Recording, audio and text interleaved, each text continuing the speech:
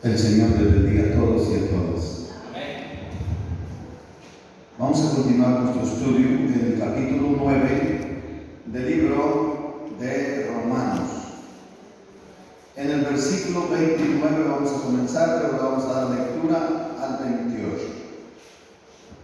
¿Lo tienen? Amén. Leemos en el nombre del Padre, del Hijo y de su Santo Espíritu. Porque el Señor ejecutará su sentencia sobre la tierra en justicia y con prontitud. Y como antes dijo Isaías, si el Señor de los ejércitos no nos hubiese dejado descendencia, como Sodoma habríamos venido a ser, y como Gomorra seríamos semejantes. ¿Qué pues diremos? Que los gentiles que no iban tras la justicia han alcanzado la justicia, es decir, la justicia que es por fe. Mas Israel que iba tras una ley de justicia no la alcanzó. ¿Por qué? Porque iban tras ella no por fe, sino como por obras de la ley, pues tropezaron en la piedra de tropiezo. Como está escrito, he aquí pongo en Sión piedra de tropiezo y roca de caída, y el que creyere en él no será avergonzado. Aún veremos la elección de los no judíos en las profecías bíblicas, porque ya vimos en la enseñanza anterior y decíamos que la Biblia dice claramente que Dios ha hecho su parte al proveer una salvación para todo el mundo. Es decir, Dios dio un plan de salvación desde el principio de la caída del hombre. Y está en el capítulo 3, en el versículo 15 de Génesis. Es conocido también como el protoevangelio. Dijimos que este universo le pertenece a Dios. Él lo hizo, es un universo y Él impone su voluntad. Amén. Y debido a que llegamos a la conclusión que Dios es soberano y Él va a obrar según su voluntad, y su voluntad es justa. Hoy veremos que no hay posibilidad alguna de injusticia en Dios y que Dios no se equivoca como nos equivocamos los seres humanos. Que lo que Dios hace siempre es bueno, pues la misma Biblia dice que la voluntad de Dios no es gravosa. La última enseñanza analizamos los dos versículos previos a esta enseñanza, es el 27 y el 28. Y dice el 27, también Isaías clama tocante a Israel. Y dice, si fuera el número de los hijos de Israel como la arena del mar, tan solo el remanente será salvo. ¿Se dan cuenta? ¿Por qué? Porque el Señor ejecutará su sentencia sobre la tierra en justicia y con prontitud. Claro, esta es una referencia al libro de Isaías. Pablo está trayendo a memoria o retrotrayendo una profecía ya dada al pueblo de Israel. En Isaías 1:22 está escrita y dice, porque si tu pueblo, oh Israel, fuere como las arenas del mar, el remanente de él volverá. La destrucción acordada rebosará justicia, pues el Señor Jehová de los ejércitos hará consumación ya determinada en medio de la tierra. Entonces él solamente lo trae con otras palabras a memoria del pueblo. Dicho en otras palabras, estaba ya profetizado y ahora se ha cumplido. Pablo nos da testimonio de su fiel cumplimiento. Claro que hoy día no hay más de 15 millones de judíos en todo el mundo, ¿verdad? Sin embargo, el remanente siempre es el que es salvo, valga la redundancia. Si ustedes se dan cuenta que al final, en la gran tribulación, habla de 144,000, 12,000 de cada tribu. Pero vamos a nuestra enseñanza, después de haber visto que en todo el mundo Dios elige un pueblo, a Israel, un remanente que se constituye en una gran nación, una nación poderosa. Luego de la nación elige siempre un remanente. Cuando el profeta decía, después de la gran victoria que tiene en el Monte Carmelo, este es Elías, dice, Señor, quítame la vida, porque yo no soy mejor que mis padres. Todos tus profetas han muerto y a mí me buscan para quitarme la vida. Solo yo he quedado y me buscan para quitarme la vida. Entonces, ¿qué le respondió Dios? Y le dijo, yo me he reservado 7,000 hombres que no han doblado rodilla ante Baal. Para el profeta todos se habían perdido, todo el pueblo de Dios había sido destruido, todos los temerosos de Dios habían dejado de existir, solo él quedaba desde la óptica de él. Pero desde la óptica de Dios dijo, no, 7,000, el remanente es de 7,000. ¿Se da cuenta? Siempre es un remanente el elegido, el salvo. Y dentro de los gentiles es igual, solo un remanente. Y dentro de ese remanente, ¿quién creen ustedes que está? De los salvos, dentro de los gentiles. ¿Quién? ¿Quién? Por supuesto, nosotros, ustedes, miro que me ven así como sorprendidos y no tienen idea que ustedes son gentiles y yo también, y que pertenecemos a un remanente salvo por la gracia del Señor. Siempre es un remanente, no es la totalidad. Vamos al 29, y como antes dijo Isaías, si el Señor de los ejércitos no nos hubiera dejado descendencia, como Sodoma habríamos venido a ser, y a Gomorra seríamos semejantes. También esta es una cita del capítulo 1 del libro de Isaías. En el versículo 9 lo leemos: si Jehová de los ejércitos no nos hubiese dejado un resto pequeño, como Sodoma fuéramos y semejantes a Gomorra. Entonces, ¿qué podemos decir con relación a este versículo 29? Voy a hablar un poquito del 29 debido a que el 27 y el 28 lo explicamos en la enseñanza anterior. Entonces, ¿qué podemos decir de este versículo 29? Que aún la nación elegida, que al principio fue un remanente, la descendencia de Abraham, pero que se constituye en una gran nación, pero aún esta nación elegida habría sido como Sodoma y como Gomorra en su depravación y en su rebelión contra Dios, a no ser porque Dios intervino con su misericordia soberana y rescató un remanente. Ustedes saben lo que sucedió con Israel en el devenir desde que entra a Egipto y luego sale después de 400 y fracción de años, y lo que pasa durante la travesía del Mar Rojo y al otro lado del desierto.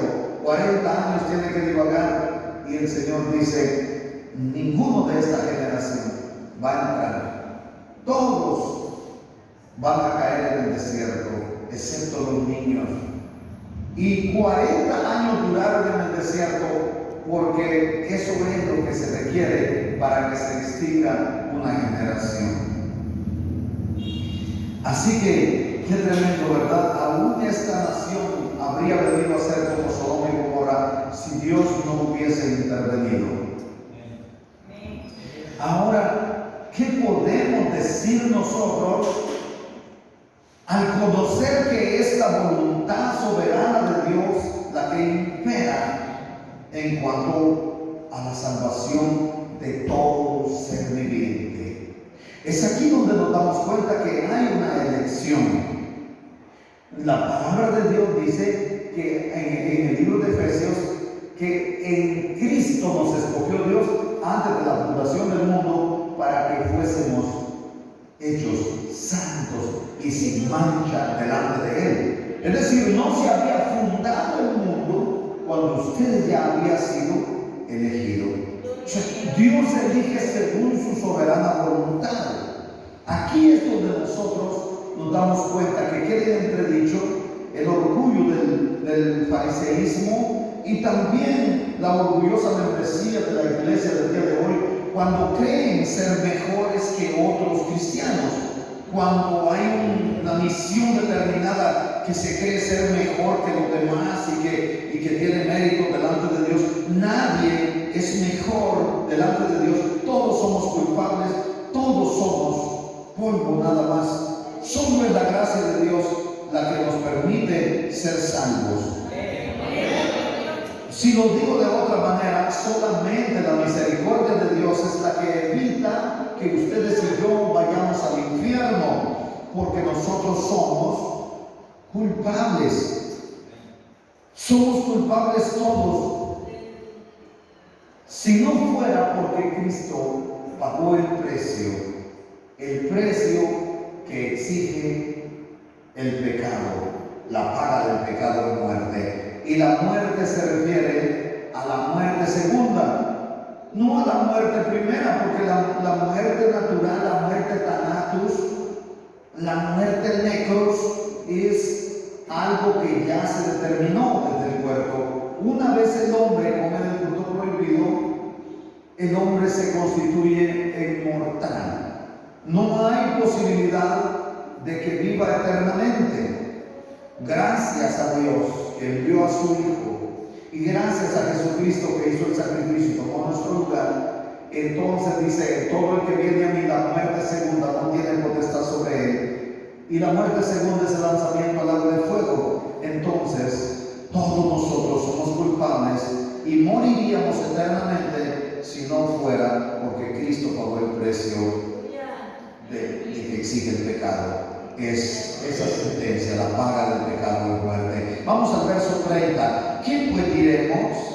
Que los gentiles que no iban para la justicia han alcanzado la justicia, es decir, la justicia que es por fe. Eso es lo que podemos decir, que nosotros que no íbamos para la justicia, nosotros estábamos fuera del pacto, estábamos alejados de la ciudadanía de Israel. Pero fuimos alcanzados, ¿verdad? Hemos alcanzado la justicia que es por la fe. Esta es una declaración emocionante, principalmente para nosotros que estábamos fuera.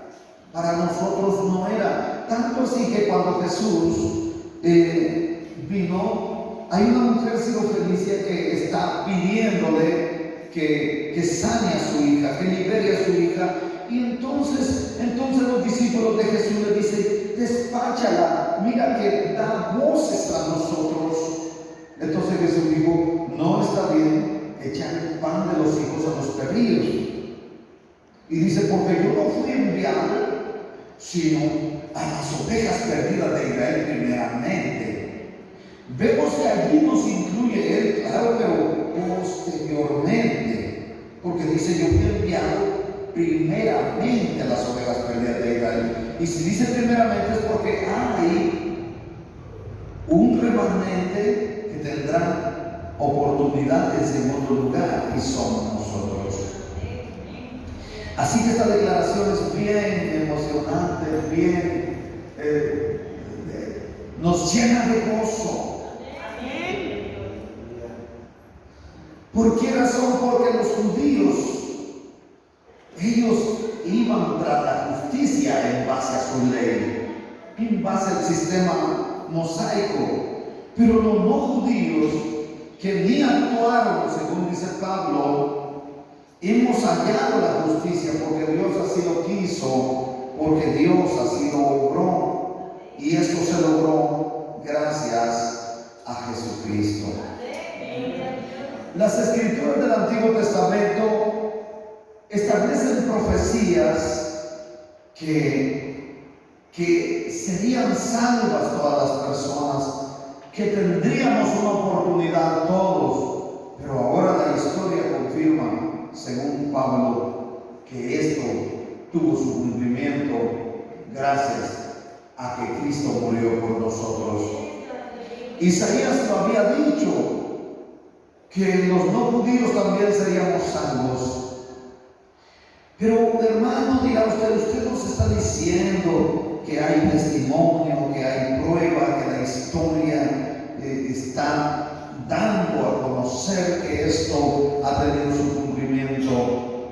¿Cómo lo sabemos? Bueno, usted precisamente es testimonio vivo.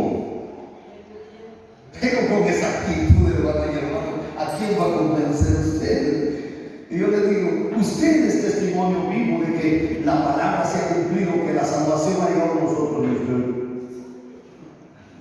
¿Quién le va a creer?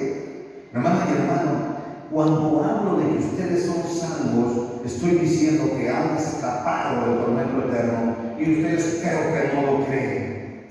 Yo no creo que lo crean, ¿sabe? Porque las personas que no tienen esperanza de salvación están tan tristes,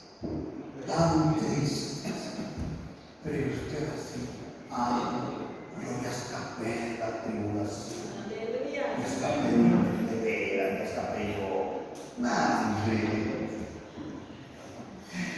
Hermana y hermano, parece esa tristeza. ¿No será que ustedes piensan que se van a ir al infierno? Oiga, evalúense. Porque yo no veo personas aquí con un gozo grande. Miren, ¿cómo comienza el testimonio de que los gentiles son salvos? En el libro de los Hechos, en el capítulo 13 y el capítulo 14, en el primer viaje misionero de Pablo, vemos cómo él llega hasta Galacia.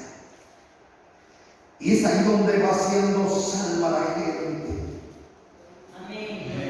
En Hechos, capítulo 17, versículo 15 hasta 34, vemos cómo Pablo llega ante la crema de los filósofos y va a Atenas. Y oigan ustedes, ¿qué es lo que encuentra con los atenienses? En cada calle había un ídolo, ustedes. Ellos estaban hasta el cuello de idolatría. Sin embargo, Pablo encuentra una descripción al Dios no conocido y empieza Pablo a través de esto a dar a conocer al Dios nuestro, al Dios vivo, que era desconocido para ellos, y les dice: al Dios que ustedes no conocen es al que yo les presento, es el Dios vivo. Y les empezó a hablar de Cristo que murió y resucitó. Entonces, denle la gloria al Señor.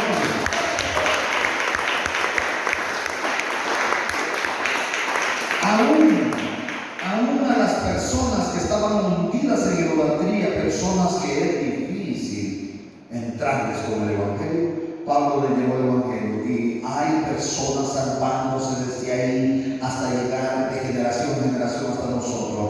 Y hoy nosotros, testimonio vivo, que somos salvos por fe y gracia. Denle la gloria al Señor.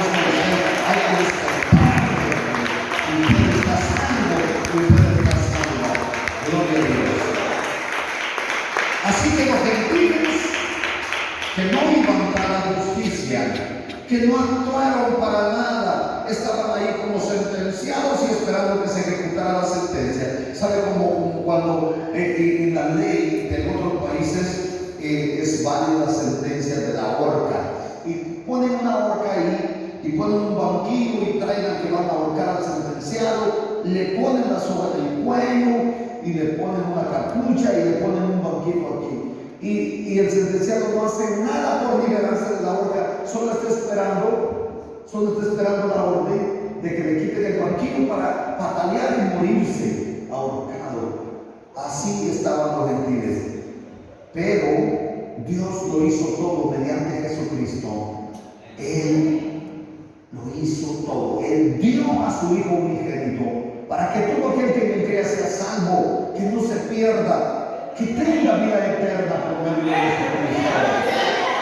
Viene la vida del Señor. Ahora vamos a despertar, ¿verdad? Muy bien. Dios lo hizo así. Pero Israel, que iba tras la justicia mediante una ley, oigan, no lo lograron. Mas Israel, dice el verso 31, que iba tras una ley de justicia, no la alcanzó. Oiga, qué declaración tan triste esta.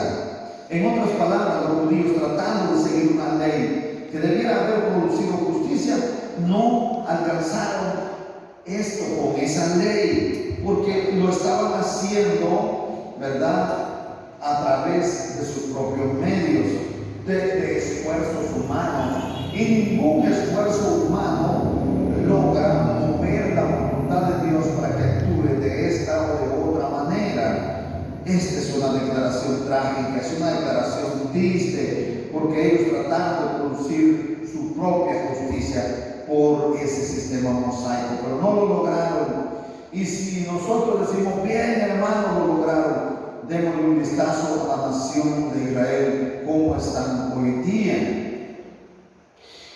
El problema, hermana y hermano, cuando las personas se enfrascan en una religiosidad, llegan a creer como verdad la mentira, y para sacarle de ahí, hermana y hermano, díganme ustedes, ¿acaso no es más fácil hablar de un pecador empedernido acerca de la buena nueva de salvación que a un religioso que cree que tiene a Cristo en su corazón?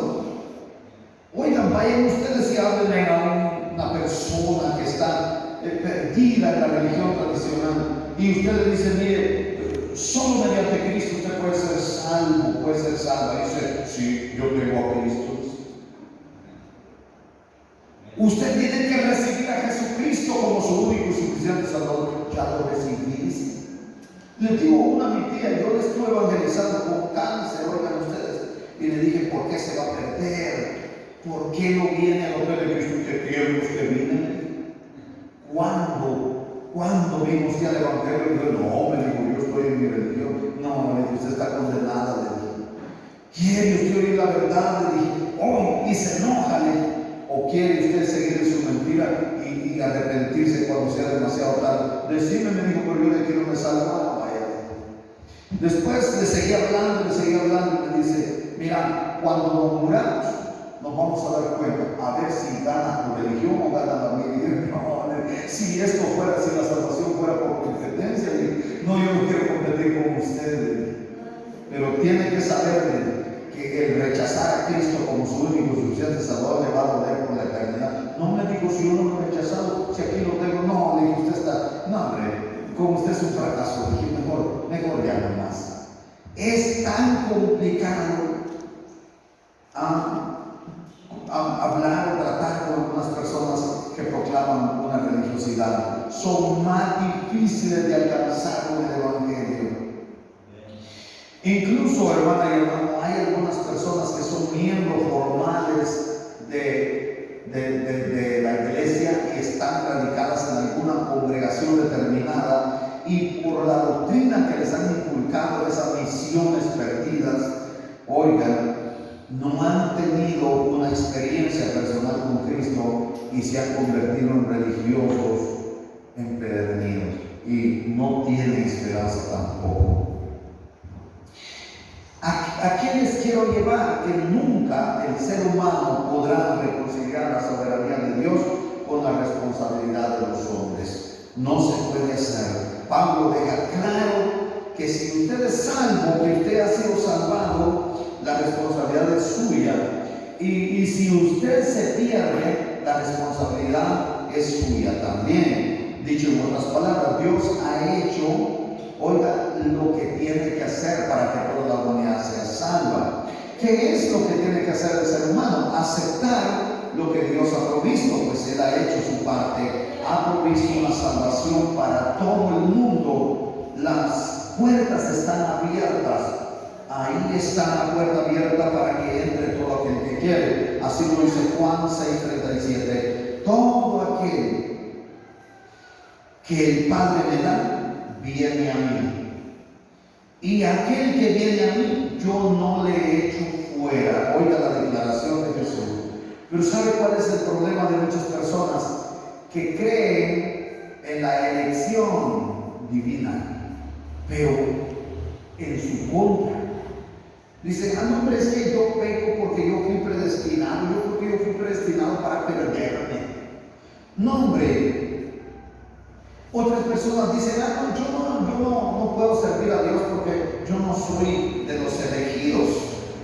Yo no soy predestinado para salvación. Usted no tiene que decir que no es uno de los elegidos. ¿Por qué razón? Porque si usted desea ser salvo, si usted anhela la salvación ardientemente en su corazón, sin lugar a dudas, usted está entre los elegidos. Pero si usted, oiga, hay unas personas que no quieren ser salvos, no quieren.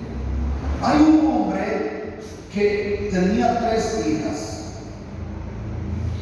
y las 3 hijas cristianas, y él en su lecho de muerte, y las hijas, su pan de cada día era: papá, estás con una enfermedad terminal, acepta a Jesucristo como tu Salvador. No, hija, le decía él, no. Reciba a Cristo como su Salvador. No, hijas. ¿Cuándo lo va a hacer, papá? Nunca, hijas. Y cuando el hombre empezó a ponerse a blanco los ojos, se le empezaron a dilatar las pupilas, abrió la boca y le empezó a sacar la lengua toda blanca. La hija menor, que son las que más se le pegan a mi papá, ¿verdad?, le gritaba: papá, recibe a Cristo. Te estás muriendo, levanta tu mano, di que quieres aceptar a Cristo como tu Salvador, no te mueras sin Cristo. ¿Y sabe qué hizo el hombre? Todavía levantó la mano y le dijo, y se murió. Ese hombre negó al Señor hasta con su último hálito de vida.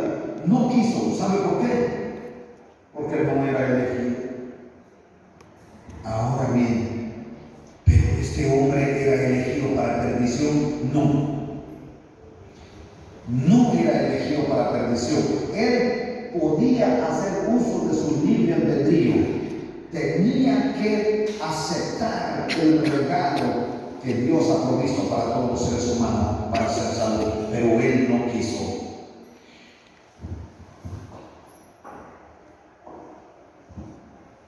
Si antes llegamos a la conclusión que Dios es soberano y que obra según su voluntad y que su voluntad es justa, ¿qué podemos decir en cuanto a la elección?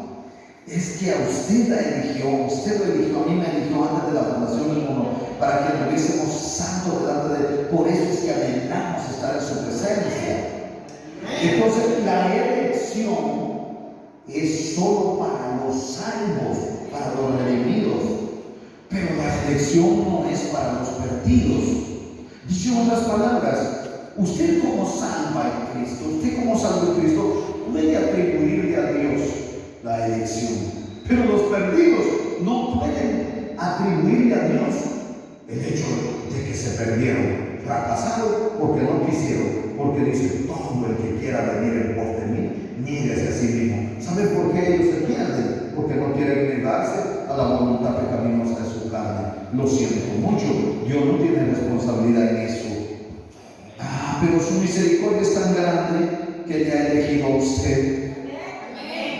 Así que le dé la gloria a Dios, a usted eligió.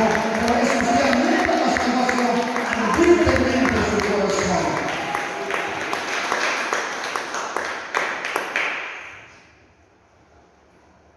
Versos 32 y 33 de una buena vez. ¿Por qué? Porque iban tras ella no por fe, sino como por obra de la ley, pues tropezaron en la piedra de tropiezo. Oiga lo que dice el 32.